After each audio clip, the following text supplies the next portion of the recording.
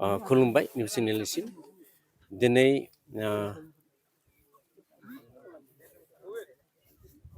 धेमाजि जिल्लानि नोलोबारि नैबे गगामुगनि नोलोबारि गेलेग्रा फोथाराव बड' पिपल्स पार्टीनि गिबि खेब सेथि बोसोरसालिया जथुमनायनि थांखि लानानै बेखौ लाइखुन्थिया गायसननायनि जा हाबाफारि दिनै गायसननाय जादों आरो दिनै अलरेडि जोङो बानजाय आफाद दाफुंबाय बानजाय आफादनि मदद आरो हेफाजाबजों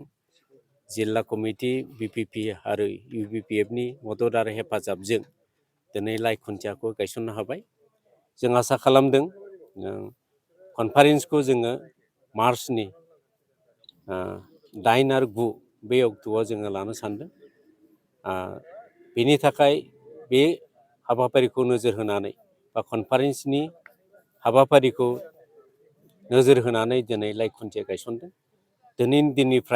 दिनै साननिफ्राय फुल प्रेजेन्ट महरै हाबाफारिखौ बानजाय आफादा मावसिगोन जों आसा खालामदों बे कनफारेन्सआव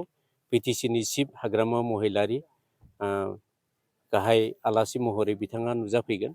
आरो लोगोसे आसामनि केबिनेट मिनिस्टार चरन बर'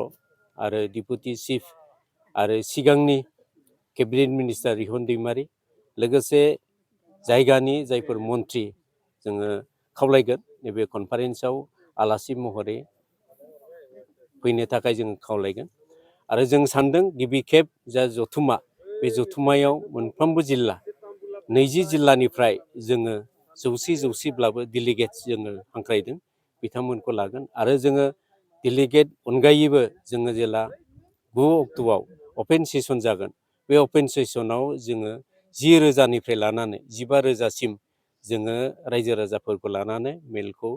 अपेन सेसनखौ जोङो जाफुंहोगोन बेखौ जोंनि नोजोर जोङो आं आसा खालामदों जे बे ओनसोलनि बानजाय आफादनि दैदेननायाव आरो लोगोसे जिल्ला कमिटि बिपिपि आरो इउबिपिएफनि दैदेननायाव जोङो नैबे कनफारेन्सखौ मोजाङै जाफुंसार होगोन आसा खालामनानै जों आवगायलांगोन आरो लोगोसे जों सानदों जे बर' कसारि वेलफेयार अट'नमास काउन्सिल बे काउन्सिलनि फैगौ समाव बिसायख'थि दं दा बिसायख'थिनि थाखाय जोङो माबोरैहाय बिपिपिआ बड' पिपल्स पार्टिया जों बोरै आवगायलांगोन बेदिनखालिनो जोङो बे कनफारेन्सनि गेजेरजोंनो जोङो प्लान एन्ड पलिसि बेखौ जोङो लागोन जोंहा थांखि आरो मिजिं दं